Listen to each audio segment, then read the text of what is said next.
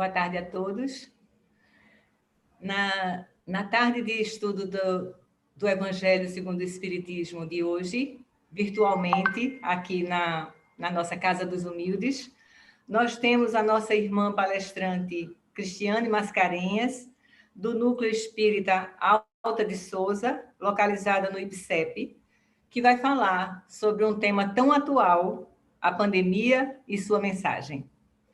Vamos fazer a nossa prece para entrarmos em sintonia com a equipe espiritual que nos ampara, pedindo ao nosso Deus Pai de infinita bondade e misericórdia, que sempre nos guia e sempre está presente em nossas vidas, aos bons espíritas, aos mentores da Casa dos Humildes que nos amparem, e pedindo ao nosso modelo e guia, nosso irmão maior, nosso Mestre Jesus, que nos ampare, nos inspire, toque os nossos corações nesse momento dessas reflexões que faremos na tarde de hoje. Que o Mestre Jesus esteja em nossos corações hoje e sempre. Passa a palavra para nossa irmã Cris. Assim seja. Boa tarde, Valéria. Boa tarde a todos, voluntários da Casa dos Humildes, frequentadores, aqueles que estão nos acompanhando agora, né, pelo canal de YouTube. É um prazer estar aqui com vocês. Eu já estive 2 ou 3 vezes fazendo palestra presencialmente na Casa dos Humildes, então espero em breve retornar também, apesar de que a distância física não nos impede, né, do olhar carinhoso, da gente estar junto. Eu vou apresentar para vocês uns slides, tá certo? Enquanto eu vou falando. Nosso tema, né? A pandemia e sua mensagem. Quando a gente olha essa imagem, ela representa algumas coisas para nós. Ela representa, por exemplo, o cuidado que eu tenho que ter comigo, o cuidado que eu tenho que ter com o outro. Representa também a ciência junto com a religião, né? A gente vê aí uma profissional da área de saúde, mas em contato, né, com a divindade, com Deus. Então, eu queria ir para Eclesiastes, capítulo 3, que diz o seguinte: tudo tem seu tempo determinado, e há tempo para todo o propósito debaixo do céu. Então, a gente fica pensando, será que houve um planejamento? Será que nós estamos desgovernados ou tem uma ordem, né? Quem acha que estamos em transição, por exemplo, né? Será que está tendo uma pressa, que isso é um acelerador? É uma reflexão. E aí vem o Manuel Filomeno de Miranda, pela psicografia de Divaldo Pereira Franco, e diz o seguinte: estamos no limiar da grande transição, em que nosso planeta passará da condição de mundo de provas e expiações, para o mundo de regeneração, ou seja, uma transição, né? Aí, só para a gente lembrar aqui rapidamente, né, alguns talvez não tenham tido oportunidade, dessa escala que tem de mundos, onde na base da pirâmide nós temos um mundo primitivo, onde aqueles espíritos que acabaram de sair da mão do Criador estão habitando, né, mundo que já fomos. Temos um mundo de expiações e provas, que é o nosso, onde hoje estamos resgatando, nos redimindo de nossos erros, de nossas escolhas equivocadas do passado e fazendo provas, né? E temos também o mundo de regeneração. Então, o momento que nós estamos hoje, nós podemos dizer que é uma transição, nós não já estamos no mundo de regeneração, até porque o mundo de regeneração se faz com a presença de espíritos regenerados. Nós ainda não estamos nessa condição, né? Então, nós estamos aí numa fase, numa intermediação. E a gente precisa lembrar o seguinte, que essa escala é uma questão apenas didática, mas não existe um determinismo, uma data, deixou hoje de ser mundo de expiações e provas, amanhã é de regeneração. Não, porque não é questão do tempo, não é questão de local, é a questão do espírito. Então, aqui, entre uma situação e outra, há milhões de mundos em escalas diferentes, em situações diferentes, assim como dentro do planeta Terra, estamos, cada um de nós, num período diferente de nossa evolução. Aqui se trata apenas de uma maioria, né? Então, vamos lá. O mundo de transição é um mundo de passagem, como dizemos, né? Dissemos, é um mundo intermediário. Isso quer dizer, gente, que há nesse mundo tanto espíritos ainda em condições de estar espiando, ainda recalcitrantes no mal, mas há também aqueles que já estão na direção do bem, aqueles que, se caírem num equívoco, fazem o mal, ele não se apraz com isso, ele não faz o mal por fazer, simplesmente. Ele teve uma recaída, ele errou, mas a intenção é de melhorar e ele tenta, ele se esforça para consertar, ele quer um mundo melhor. Então, isso responde muito o que algumas pessoas dizem, mas esse mundo está perdido, porque a gente vê muita coisa ruim, muita desgraça. Nós temos os dois, porque é uma fase, é uma passagem. Então, aqui estamos convivendo juntos, né? Todos misturados, né? Então, tem algumas características nesse mundo. Por exemplo, na estrutura dele, e aí são três. A primeira é a geológica. Aqui a gente fala da própria condição do planeta também evoluir, né? Também geologicamente. Nós temos aí a proximidade com uma estrela chamada Alcione, que estamos já recebendo espíritos mais evoluídos, né? Ela é uma estrela que tem um cinturão, que é o cinturão de fótons, que a gente está se aproximando cada vez mais desse cinturão, né? Então, nós temos eventos que aconteceram para esse mundo, Terra, também evoluir, como o dilúvio, que houve o tsunami, onde mexeu no eixo da Terra, né? De 23 graus para 18 graus, está aí verticalizando, né? Nós tivemos o terremoto em Haiti, as barragens de Minas Gerais, a gripe espanhola, que não é gripe espanhola, né? Os espanhóis ficaram com essa má fama, porque, enfim, eles que comunicaram, que avisaram as pessoas, mas a Europa já sabia, ela já estava instalada em outros países, né? E a Covid-19. Então, nós temos alguns aceleradores, uns geológicos e outros como a gripe espanhola, a Covid, que foram realmente vírus muito em consequência de nosso ambiente, nossa atmosfera ainda de mundo de terceira ordem, né? Espíritos de terceira ordem, no mundo ainda em de expiações e provas. Aqui é a foto apenas da Alcione, né? Essa estrela brilhante aí na frente. Aqui nós temos uma setinha. Estávamos aqui, planeta Terra, e depois mais uma setinha. Hoje já estamos aqui, estamos nos aproximando, né? Bom, tivemos também um avanço intelectual muito grande. Isso nós já entendemos que toda vez que há uma guerra, que há uma catástrofe, um flagelo, está lá na Gênesis explicando o quê? Que eles existem também para que nós desenvolvamos nossa inteligência. Então, é daí que surgem vacinas, é que surge a tecnologia. Então, há uma transformação, né, depois dessas situações calamitosas.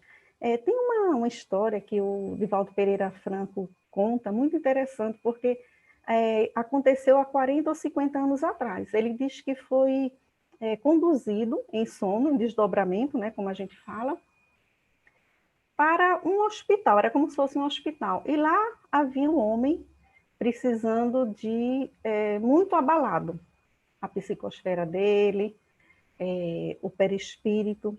E o Divaldo Franco tinha afinidade fluídica com ele. Então, o Divaldo foi levado para fazer uma transfusão de fluido vital para esse rapaz. E aí o interessante é que ele diz que essa transfusão, eles tinham como se fosse catetes, né, onde saía de Divaldo um líquido e passava por uma parte que havia como se fosse um uma fusão e dava para o rapaz, né? Conduzia para ele esse líquido. E aí ele fala o seguinte, que o que fazia isso tudo era um robô, era uma máquina. Então, ele hoje lembra de quê? 40, 50 anos depois, essas cirurgias que são feitas por robô, o boom da internet, né, a partir do ano 2000, que nós tivemos, enorme. Então, é o que esses períodos conturbados nos trazem também, né? Não traz só coisas ruins, traz também desenvolvimento. Aí, a própria situação do planeta Capela, que nós sabemos, né? E quando migraram para cá espíritos que estavam recalcitrantes no mal, da constelação de Cocheiro, que hoje está na mesma situação, nós estamos na mesma situação que eles estavam, né? E aí nós temos também uma mudança na estrutura moral. A Covid traz isso, a Covid traz esse convite para a gente. Por quê? Porque ela nos obrigou a sermos humildes, né? Enquanto os países estavam se preparando para a guerra, competindo um com o outro, vem uma pandemia que iguala todos, que faz com que todos retrocedam nos seus planejamentos bélicos, que se resguardem, porque as pessoas estão sendo atingidas em todo o planeta. Então, traz aí a questão da humildade, da consciência de que algo muito maior governa esse planeta, né? Nosso guia espiritual do planeta, nosso governador, Jesus, né? E Deus, estão muito acima. Então, nos traz para essa condição de simples, um homem em fase de desenvolvimento, mas muito atrás ainda, né? Nos trouxe a questão da solidariedade com a globalização, porque talvez se tivesse há anos atrás, há um século atrás, porque nós já sabemos que a cada século, aproximadamente, acontece, né? Um vírus desse. Então, a questão da globalização nos ajuda a ter uma percepção ampla do que aconteceu, até em números de pessoas atingidas e mortas. Porque, por exemplo, na gripe espanhola, que é, na realidade, a gripe influenza, que inclusive foi quando o Eurípides Barçanufo, né, ele desencarnou com essa gripe, desencarnou trabalhando, nós não temos números exatos, por exemplo, de pessoas que morreram, né? Então, a globalização ajudou nisso também e ajudou a vermos situações de solidariedade em vários países, que aí podemos fazer essa troca, né? Também agir, também copiar o que é bom, trocar informação e sem limites. Então, se eu quero ajudar países na África, eu ajudo e vice-versa, né? O próprio amor ao próximo, que aquela imagem inicial nos ensinou. O cuidado com o outro, no uso da máscara, no uso do álcool em gel, no distanciamento social, no próprio isolamento, há a presença do amor, né? E aí a gente lembra do resumo da lei de Deus que Jesus fez, né, da Torá, quando ele traz amar a Deus sobre todas as coisas e ao próximo como a ti mesmo. Então, se eu cuido do próximo, eu amo o próximo, eu tenho que primeiro me cuidar, primeiro me amar. Eu tenho que também usar todos os protocolos para me proteger, proteger o outro, né? Assim eu estou amando a Deus, porque eu estou cuidando do meu próximo também. E, por fim, uma palavra que apareceu demais em 2020, que é a palavra gratidão. Porque hoje, quando a gente acorda de manhã e se vê saudável, com saúde, a gente tem que agradecer, porque muitos, nesse momento, estão sendo entubados, estão sofrendo, estão desencarnando, muitos estão vendo seus afetos seguirem para a pátria espiritual, né? Então, a transição planetária, ela tem uns aspectos. Primeiro, intercâmbio. Chegada de grandes espíritos para ajudar e acelerar a evolução. E aí a gente tem que observar uma coisa. Para esses espíritos habitarem, reencarnarem nesse planeta, é necessário que exista uma ambiência favorável. Então, se nós nada aprendermos com a pandemia, se nós continuarmos com a vacina, a gente volta aos nossos status anterior, né, mais egoístico, mais materialista, mais preocupados com as coisas externas em vez das internas, com o que está fora em vez com o que está dentro, com a família, nós não estamos fazendo um ambiente favorável para a vinda desses espíritos. Nós estamos dificultando, sabendo que os planos de Deus são perfeitos. O de Jesus não é um plano que é feito para falhar. Se a gente não se engaja nesse plano, quem fica para trás é a gente. Quem vai para um outro planeta é a gente. Um planeta que esteja condizente com nossa situação, né? Eu estou falando daquele que não quer evoluir, que não quer o bem, que ainda está fazendo o mal pelo mal. Então, eu tenho que ajudar nessa recepção, né, desses espíritos. Temos que lembrar também o aspecto cíclico.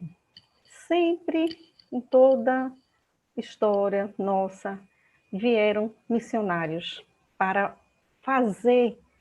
dar essa largada, né, para dar esse empurrão, para preparar também para uma nova era. Então, antes do Cristo, 500 anos, nós tivemos Sócrates, Aristóteles e Platão, né?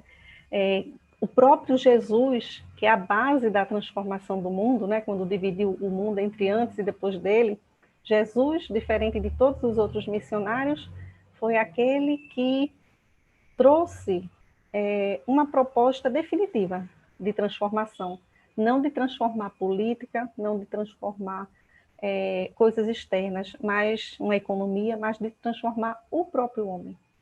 Então, a proposta de Jesus é essa, é a transformação do homem para o mundo se transformar.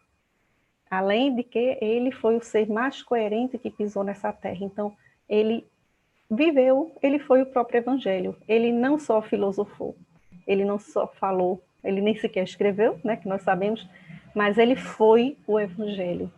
Ele vivenciou. Então, essa é a diferença do nosso Cristo, né? Por isso que ele é o guia e modelo da humanidade. Veio de Jesus, né? O ser mais perfeito que pode servir de guia e modelo da humanidade para nós. Está lá na questão 625 do Livro dos Espíritos. Mais tarde tivemos São Francisco de Assis, lá pelo século XIII, depois o século das luzes, né? Também um preparo, depois do século das luzes viria já o Espiritismo, Chico Xavier, né, no século XX. Então, apenas citando, obviamente, né? Mas vários outros, e não só no Ocidente. Nós sabemos que a obra é em todo o mundo, né? Gandhi lá do outro lado do mundo. Então, cada povo teve a oportunidade de receber os seus missionários, né? E aí, nós temos que prestar atenção numa coisa, a chegada também de espíritos superiores a nós, não necessariamente espíritos evoluídos, uma Joana de Ângeles, um Emmanuel, mas espíritos que, de repente, saíram desse planeta, estavam em outros, conseguiram evoluir e retornam, como aconteceu com Capela. Muitos retornaram para a Capela depois de terem contribuído aqui na Terra com a evolução do planeta, naquela era tão primitiva, né? Como os egípcios foram os primeiros que retornaram, foram eles que eram os mais espiritualizados, né? E aí essa figura aí dessa criancinha com o mundo na mão, nós sabemos que nós tivemos, em algumas etapas da humanidade, de evolução, ela é feita na dimensão espiritual. Então, nós tivemos, por exemplo, quando passamos de hominídeos para Homo sapiens, não foram encontrados ossos nesse intervalo de tempo. Nós tivemos aí a fecundação in vitro, né? Isso tudo constituiu fez uma constituição psicológica diferente, né? O DNA mais avançado nós tivemos também. Então, nós precisamos ter muito cuidado, muita atenção nas crianças, né? É um dos sinais, as crianças, que não precisa nem dizer, muito mais virtuosas, né? Saudáveis, mesmo quando não são saudáveis de corpo, são saudáveis de espírito. inteligentes, né? Não só a questão cognitiva, mas precoces na maturidade. Nós vemos o quê? Crianças ensinando aos pais. Eu escuto relatos de amigos meus que dizem, poxa, hoje meu filho brigou comigo porque eu joguei o lixo não sei onde. Então, são essas crianças que estão vindo. Por outro lado também, hiperativas, né? Não gostam de receber ordens, têm um aspecto como se fosse um pouco rebelde, né? Elas gostam de conversar. Elas vieram exigir uma pedagogia diferente, mais evoluída. Vieram exigir atenção, afeto, amor. Elas não aceitam negociar coisas materiais, né? Essas crianças reagem ao carinho e ao amor. Então, é um chamado dos pais para evoluir, é um chamado dos pais que estão muito preocupados, né, com as questões materiais, de trabalho, se voltarem para dentro. Nós temos o exemplo emblemático, muitos de vocês devem conhecer, daquela apresentadora canadense, que ela, no auge de sua carreira, ela anunciou pela própria TV a sua aposentadoria. E o entrevistador questionou muito ela, porque ela estava no auge, ela tinha um futuro pela frente. E aí ela disse o seguinte, que a filha dela, um dia que ela chegou em casa, a filha perguntou o seguinte, mamãe, por que você sorri tanto na TV e aqui em casa você não sorri? Você sempre está de cara fechada, irritada. E aí ela foi explicar o óbvio, que até a filha sabia. Olha, é porque lá é meu trabalho, eu tenho que fazer isso, porque eu tenho que ser simpática com as pessoas, eu tenho que interagir, eu tenho que ser uma comunicadora empática, né, que tenha carisma. E aí a menina disse o seguinte, eu já imaginei isso. E hoje eu queria que você sorrisse para mim. Eu tenho aqui um dinheiro que eu juntei e eu queria que você ficasse em casa e sorrisse para mim.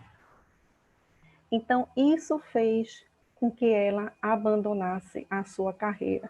Uma atitude até radical, né? A gente pode dizer que não precisa isso, não precisamos abandonar as coisas, né? Estamos no mundo, né? Não somos no mundo, mas estamos no mundo. Mas realmente nos leva muito à reflexão e o que essas crianças nos ensinam, né? O Martin Seligman, ele é o pai da psicologia positiva. Ele trata da ciência da felicidade. Ele teve a mesma experiência com a filha, também muito criancinha, quando estava no jardim, que a filha disse a mesma coisa, que ele sempre respondia irritado e ele sempre estava com a testa franzida. Por que ele era daquele jeito? E ele, sendo um psicólogo, tinha sido eleito, tinha acabado de ser eleito o presidente da Associação Americana de Psicologia, muito importante, aquilo chamou a atenção. Ele entendeu que era um chamado. E ele começou a prestar atenção no que, não só naquela psicologia tradicional, em que se estuda a doença e como amenizar a situação do doente. Lembrando que não há doença, há doentes, né? Então ele começa a investigar o lado positivo das pessoas. Eu vou estudar quem está bem, para saber quais são as características que essas pessoas têm. Então ele lançou um novo olhar, né, da psicologia para as coisas positivas. Olha só que coisa inteligente, né? Porque nós temos uma tendência natural, o ser humano, a prestar atenção na dor, no que é ruim. É uma herança, né, que nós tivemos quando éramos primitivos, né, prestar atenção nos animais que poderiam nos atacar, mas nós já estamos em condições de treinar, digamos, nosso cérebro, né, nossa boa vontade, mudar esse hábito para prestar atenção nas coisas positivas, né? E aí o seguinte, o espiritismo não dogmatiza, não é uma seita, nem uma ortodoxia, é uma filosofia viva, patente a todos os espíritos livres e que progride por evolução. Quem nos traz isso é o Leon Denis. E Sócrates diz o seguinte, a verdade não está com os homens, mas entre os homens. Isso aqui, gente, quer dizer o seguinte, está lá na Gênese, o espiritismo não é a religião do futuro, mas é o futuro das religiões. Então, o espiritismo vem com essa responsabilidade, nós espíritas, de sensibilizar para a questão da comunicabilidade entre o mundo espiritual e o mundo material, da reencarnação, da pluralidade dos mundos, né? Há muitas moradas na casa do Pai. Então, essa é a função, porque seria uma violência nós impormos uma religião, uma seita, seja lá o que fosse, né? Cada lugar do mundo, cada pessoa tem sua história, tem suas preferências, tem sua cultura. Como que ela vai abandonar tudo que está para trás, né? O Décio Iandoli, o palestrante médico, ele fala muito isso, né? Nós somos um edifício em construção.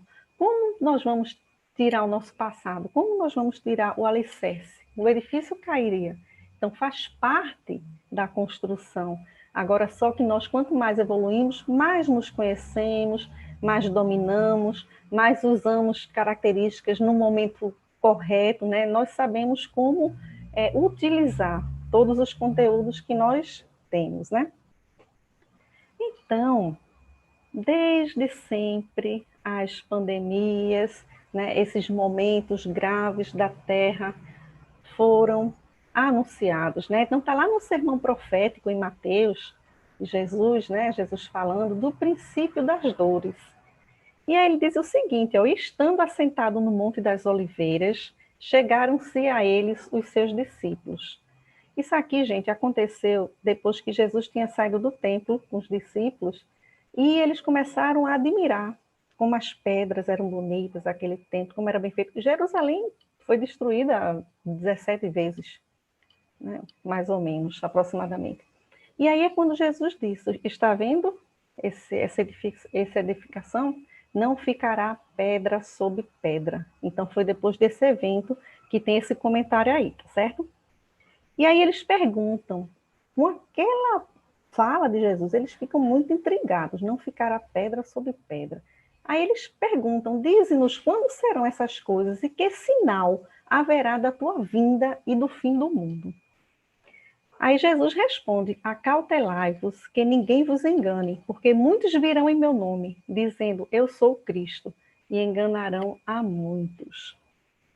Aqui, quando a gente fala de muitos virão em meu nome, muitos vieram realmente em nome dele, muitos foram sacrificados, martirizados naquele século das trevas, em nome do Cristo, né? O cristianismo matou muita gente, nós sabemos. Alguns vieram dizendo que era o próprio Cristo, mas nós devemos prestar atenção aqui também em o que é que engana, o que é que pode nos fascinar, o que está externo também, as coisas materiais, o dinheiro, a luxúria, a vaidade. Isso também quer competir com o nosso Cristo interno, porque todos nós temos, né, um Cristo interno. Então, isso também é uma competição com o Cristo. Esses vícios, essas paixões, né, que nos cegam. E aí ele fala, e ouvireis de guerras e de rumores de guerras. Olhai, não vos assusteis, porque é mister que isso tudo aconteça, mas ainda não é o fim. E aqui a gente sabe o seguinte, que quando se fala no fim, se fala de ciclos, porque o mundo teve ciclos o tempo todo, né? Então não é o fim, destruição e não vai ter mais nada. E aí eu queria trazer para vocês a questão 728 do Livro dos Espíritos, onde Kardec pergunta, é lei da natureza a destruição? E aí os espíritos respondem, preciso é que tudo se destrua para renascer e se regenerar, porque o que chamais destruição não passa de uma transformação, que tem por fim a renovação e melhoria dos seres. Então, para o nosso próprio bem, provocado por nós mesmos, né? Imagina nossos pensamentos, que nós sabemos que pensamento é matéria, pensamentos, uma boa parte deles, em massa, pensamentos criminosos, pensamentos de ódio, de raiva, de inveja, isso tudo junto. É óbvio que nós estamos transformando o ambiente, estamos facilitando a entrada de micróbios, né, de pestes ao nosso redor. E aí continua, porquanto se levantará nação contra nação e reino contra reino, e haverá fomes e pestes e terremotos em vários lugares. Mas todas essas coisas são o princípio das dores. Então está falando aqui, vai ter muita coisa externa, muita coisa, são aqueles flagelos que a gente não pode controlar, certo? Existem dois tipos de flagelo. Os que nós não podemos controlar, que são esses geológicos, né? Por exemplo, terremotos, que eles vêm para a gente avançar intelectualmente, digamos assim, mais, né? Intelectualmente, encontrando soluções para a prevenção de outras situações, né? Se unindo também. E a maioria, só que é nos dito que a maioria dos flagelos são provocados por nós mesmos, por nossos pensamentos e atitudes equivocadas. Então, vamos lá. Mas todas essas coisas são princípio das dores. Então, vamos lá. Então, vos hão de entregar para seres atormentados e matar-vos-ão, e sereis odiados de todas as gentes por causa do meu nome. E aqui a gente lembra, né, dos séculos das trevas, realmente, da Inquisição, né, em nome de Cristo se matava, né? Os mártires, os perseguidos, a intolerância religiosa que nós ainda vemos, né, irmãos matando irmãos por conta de divergências religiosas. Nesse tempo, muitos serão escandalizados e trair-se-ão uns aos outros, e uns aos outros se aborrecerão. E aqui a gente traz o exemplo do nazismo, onde pais entregavam filhos, irmãos entregavam irmãos. Para um pai, um filho com 14 anos, por exemplo, que tivesse algum problema, alguma situação psicológica diferente, era considerado uma raça que estava desmerecendo a raça, estava trazendo para baixo, né, rebaixando aquela raça deles, que precisava ser limpa. Então, eles entregavam os filhos, né? Fora as nações contra as próprias nações, nós sabemos, como diz acima no texto. E surgirão muitos falsos profetas e enganarão a muitos. Quais são os deuses que nós cultuamos, né? Como falamos também do materialismo, da vingança, da vaidade, são deuses. E por se multiplicar a inquietude, a iniquidade, desculpe, o amor de muitos se esfriará. E aí é que a gente tem que tomar um cuidado enorme, porque tem mensagens dirigidas aos espíritas especificamente, no sentido de sermos o exemplo, no sentido de por termos mais conhecimento através desses benfeitores espirituais que nos legaram obras, né, as obras subsidiárias e outras magníficas, com bastidores desse trabalho espiritual que nós sabemos que começa na espiritualidade. A própria transição não começa aqui na Terra, a transição começa lá, no mundo espiritual, né? Então, nós somos aqueles que devemos manter o ânimo firme. Quem aprendeu, Joana de Ângeles diz, quem aprendeu a confiar em Jesus, põe as suas raízes na verdade. São minoria, não, porém, grupo ao abandono. Às vezes nós pensamos que fazemos muito pouco, que somos poucos, mas também não temos a dimensão, porque uma moeda que é dada, um sorriso que é dado, vai reverberar não só naquele indivíduo, mas outros que estão próximos dele, em alguma atitude positiva dele. Então, nós não temos muita noção das consequências do bem, temos do mal, né, que nos saltam aos olhos. Todos os grandes ideais da humanidade surgem em pequenos núcleos, que se alargam em gerações após gerações. Então, o trabalho não é de uma vida, de uma existência, quero dizer, né? Então, continua o sermão profético. Mas aquele que perseverar até ao fim será salvo. Quem é a salvação? É Jesus. Agora, não é, quando a gente fala assim, Jesus é a salvação, em algumas interpretações, até de nossos irmãos de outras denominações religiosas, é como se Jesus fosse a solução, é a solução, mas como se Jesus fosse resolver o problema. Eu vou orar, eu vou me comportar, vou fazer a minha parte e vou orar para que Jesus resolva as coisas. Não é assim, né? Jesus sempre disse, o que queres que eu faça? Que é para justamente a pessoa se mover, fazer a sua parte. Então, Jesus é a salvação no sentido de nos acolher, no sentido de nos amparar na hora da necessidade, de nos inspirar, de nos dar o roteiro. Eu sou o caminho, a verdade, a vida.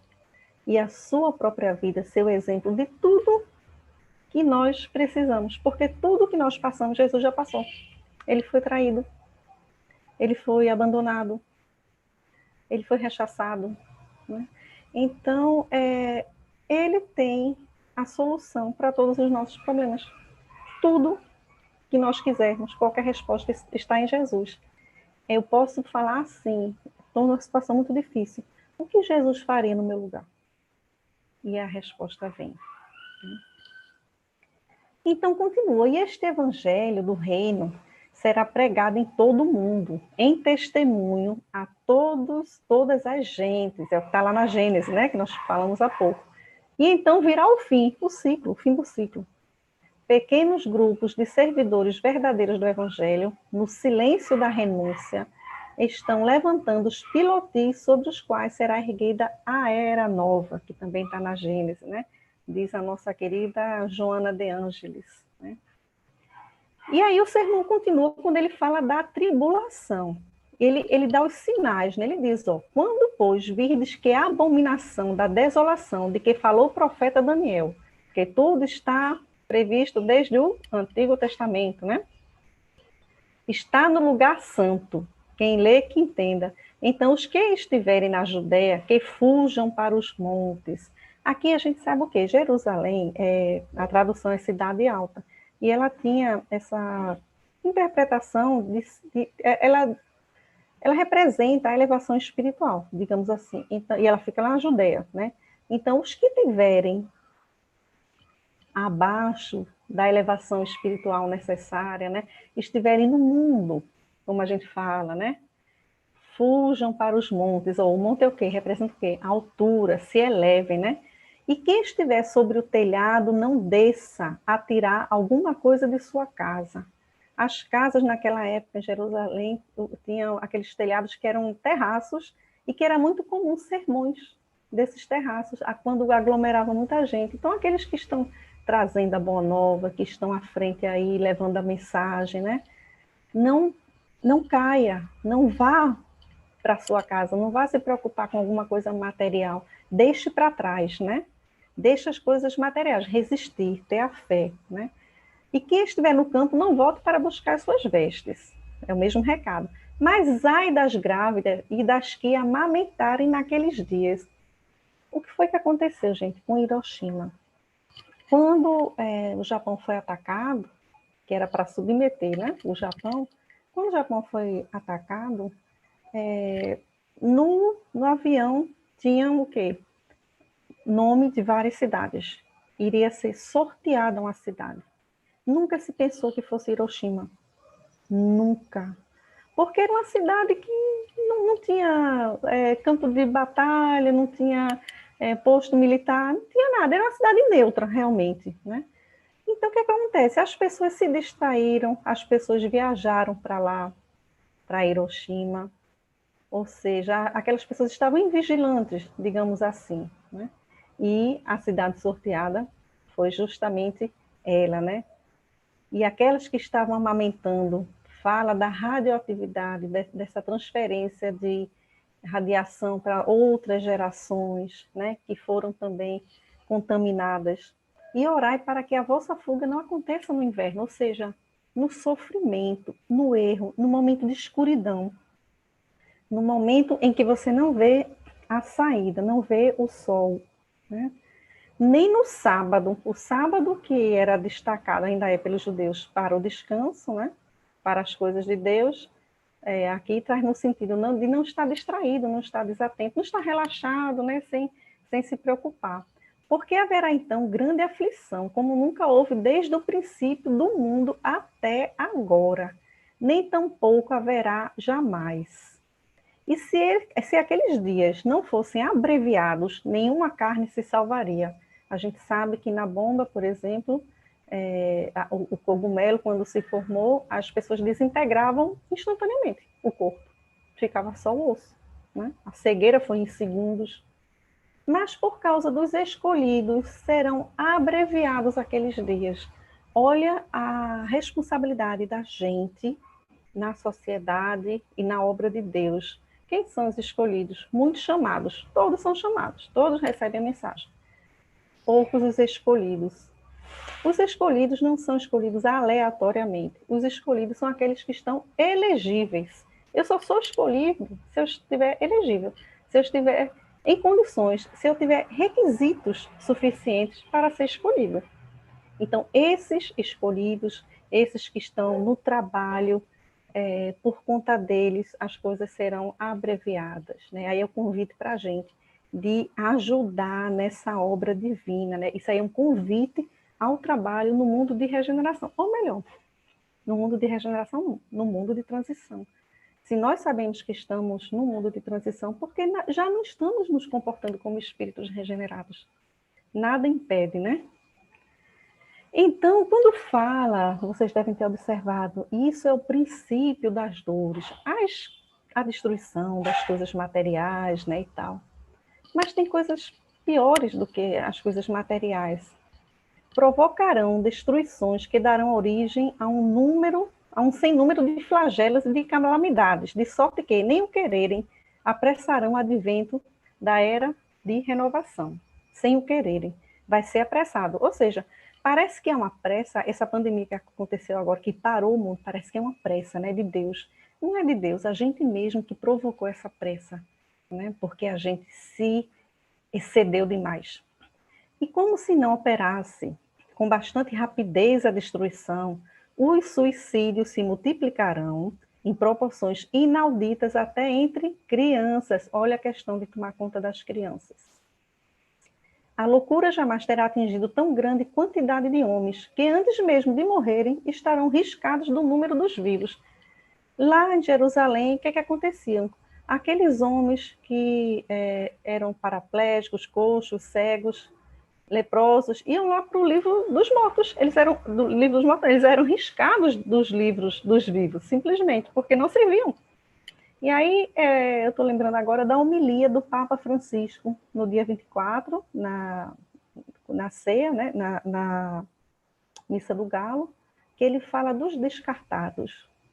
Ele diz que essas pessoas que estão precisando, que é o Cristo precisando, essas pessoas da gente, elas não são nem mais excluídas, elas são descartadas. Ele fala essa palavra. E aí, quando a gente fala assim, que esses serão riscados do número dos vivos, do livro dos vivos, eles já morreram estando vivos, são esses descartados que a gente não enxerga, muitas vezes, né?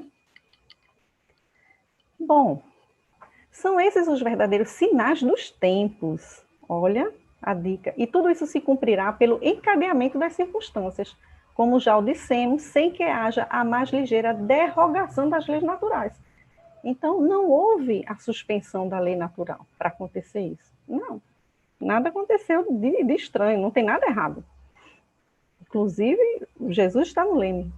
Contudo, através da escura nuvem que vos envolve e em cujo seio ronca a tempestade, já podeis ver despontando os primeiros raios da nova era. Olha que coisa mais linda, né? É nesse momento da transição. E aí a gente tem um alerta já nesse livro que o Manuel Filomeno de Miranda trouxe para Divaldo, alguns outros sinais, gente, que precisamos prestar atenção. Obsessões coletivas, uma sensibilidade muito grande da gente com tudo nos irrita, tudo nos toca mais, tudo também, até o que é de bom, também sentimos mais, como se tivéssemos a flor da pele, né? E também, uns estão desdenhando o que está acontecendo, estão alheios. Não é o que nós vemos? Uns alheios, parece que não está acontecendo nada, levam uma vida normal. E outros se atiram aos prazeres para fugir, né? Para o álcool, para a droga, para o sexo. Ataques mediúnicos espirituais aos cristãos e médiuns principalmente. Lógico, porque, né, tem lá o canal, né? Lembrando que médiuns, quando a gente fala, são aqueles que têm a mediunidade exacerbada, né? e porque todos somos médios, de alguma maneira. Então, estamos passando num período de transição, um período de luta. Esse número que é trazido pelo nome que é trazido pelo Manuel Filomeno de Miranda, é uma luta que estamos vivendo. Mas espíritos desceram à Terra para socorrer, para nos socorrer, para socorrer as famílias daqueles espíritos que desencarnaram na Covid, para socorrer eles quando desencarnam. Inspiram cientistas para vacina, para soluções mais rápidas. Espíritos que estão aqui também para inspirar os políticos nas melhores decisões, nas melhores soluções, por mais que pareça que estamos no mato assim fechado, mas a presença desses espíritos, se eles não estivessem aqui, talvez estivesse pior, né?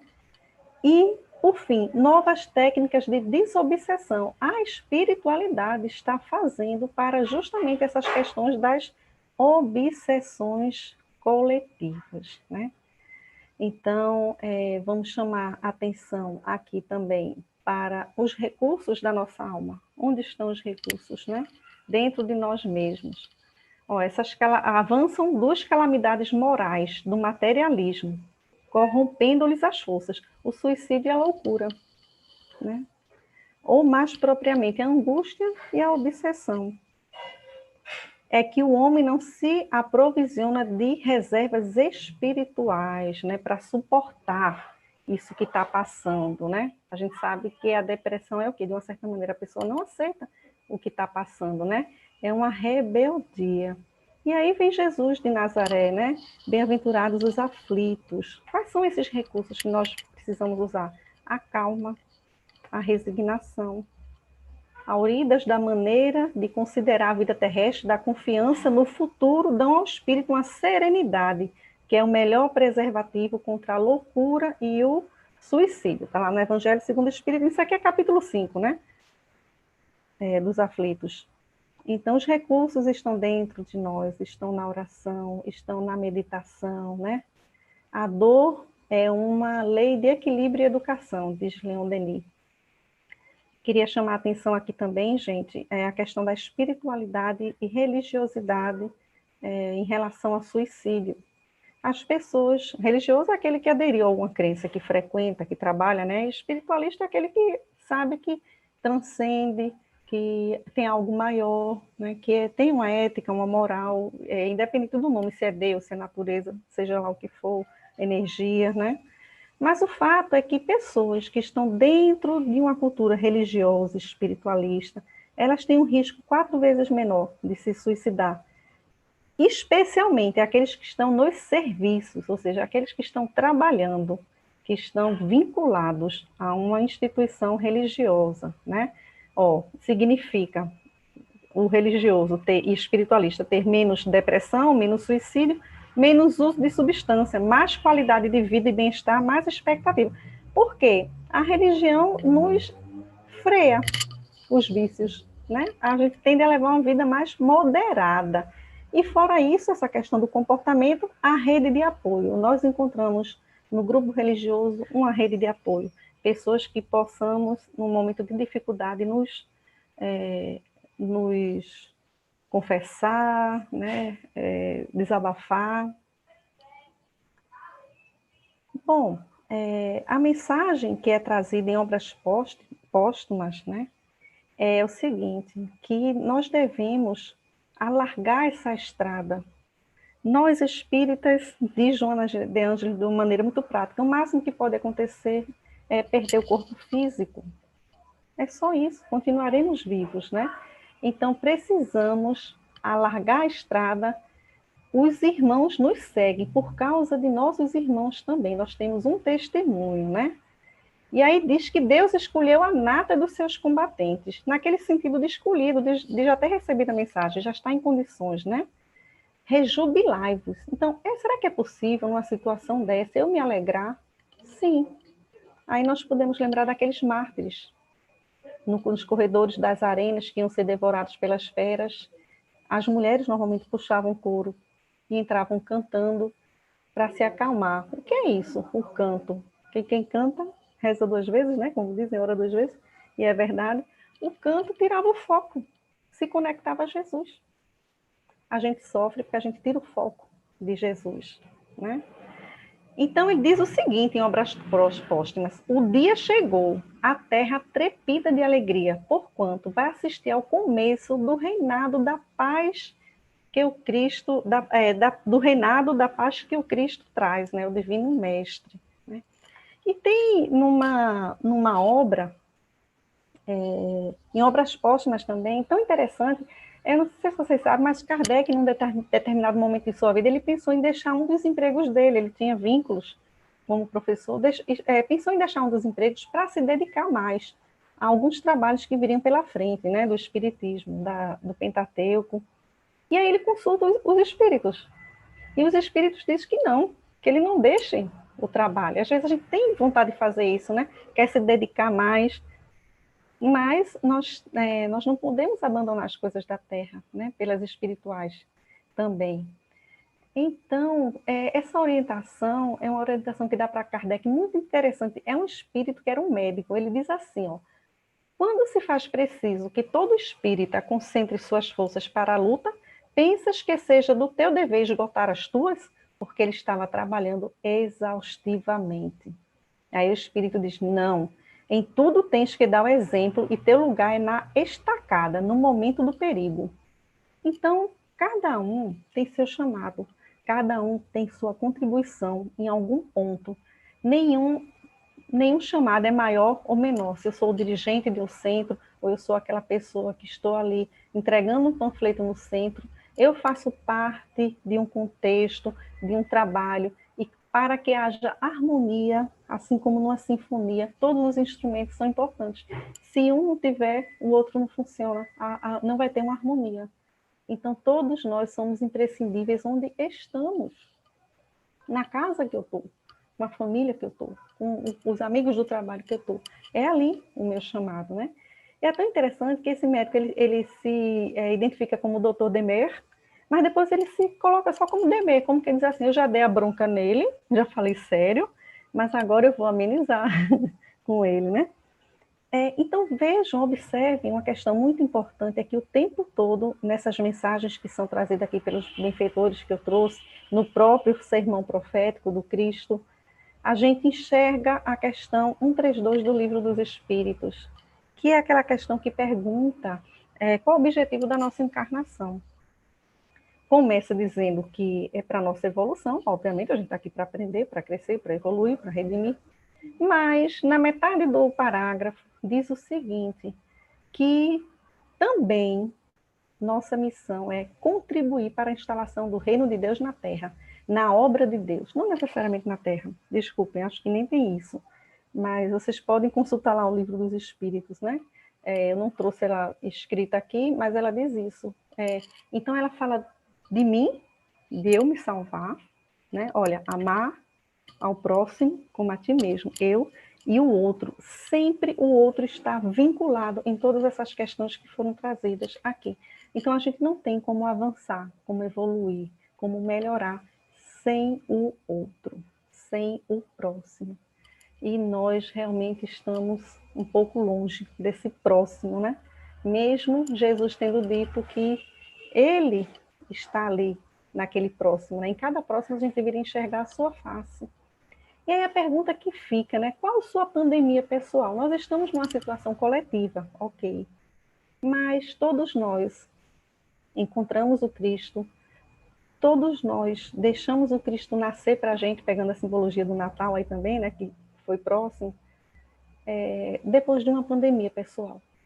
Uma pandemia pode ser um casamento desfeito, pode ser a perda de um filho, pode ser uma derrocada financeira, uma pandemia pode ser uma doença muito grave que se arraste por anos, pode ser um suicídio na família. Então, um tempo de treva, um tempo de pandemia, onde parece que não vai passar e que está escuro, que a gente não vê saída.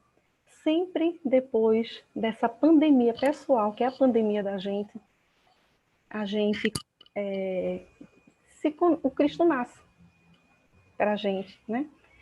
Então, Tem uma mensagenzinha aqui do poeta Rui Ribeiro Couto, que eu acho lindo. Todas as viagens são lindas, mesmo que as fizeres nas ruas do teu bairro. O encanto dependerá do estado da tua alma. Então, mundo de regeneração não é um local que a gente vai, não é um dia que a gente vai. Não tem nada disso marcado. É um estado de espírito que nós, em maioria, avançando nesse momento de transição agora e cuidando, né? Cuidar de nós e cuidar do outro, fazendo isso como nos pede a lei.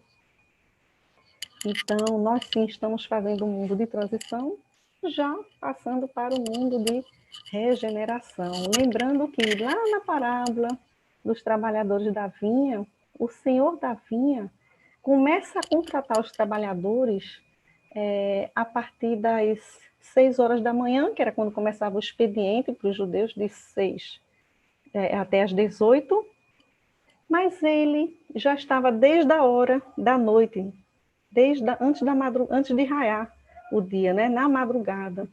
E aqueles que estavam esperando eram os trabalhadores da última hora. Mas os da última hora são os da primeira seguinte.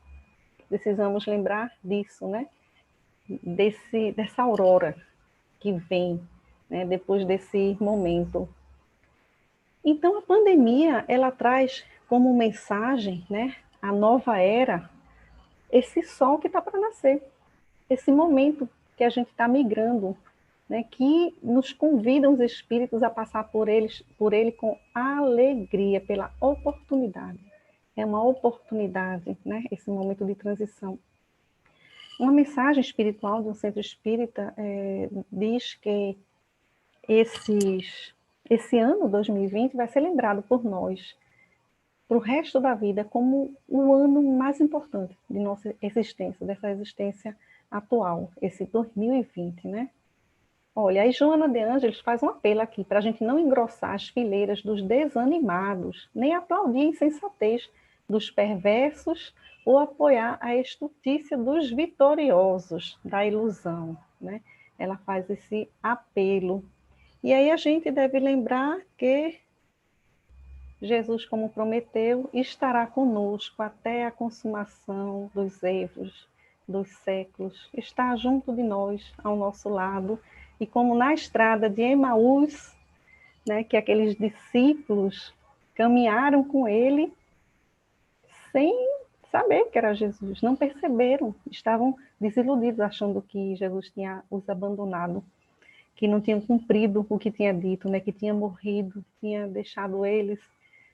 E só perceberam quando entram, convidam ele, aquele estranho, para cear com eles, quando Jesus faz aquele movimento do pão, de cortar o pão e dividir, né, o pão, e aí eles percebem que é o Cristo.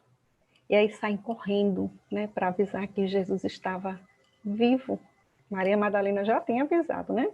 Já tinha dito, porque ele apareceu primeiro a ela, mas não tinha valor, né? Por ser uma mulher e por ser aquela pessoa que tinha tido aquela vida, eles enfatizavam muito isso, né? Que ela não era digna, digamos assim, de receber o Cristo ressuscitado. Mas Maria de Nazaré acredita nela, acredita e segue com ela, né?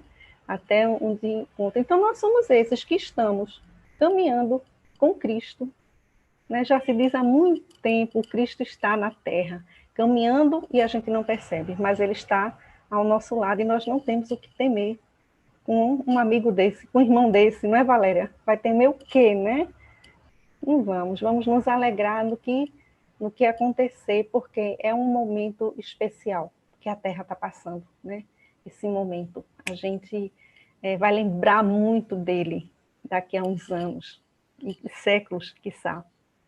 Muita paz a todos. Gratidão pela oportunidade de estar aqui com vocês, matando a saudade dos amigos da Casa dos Humildes, né?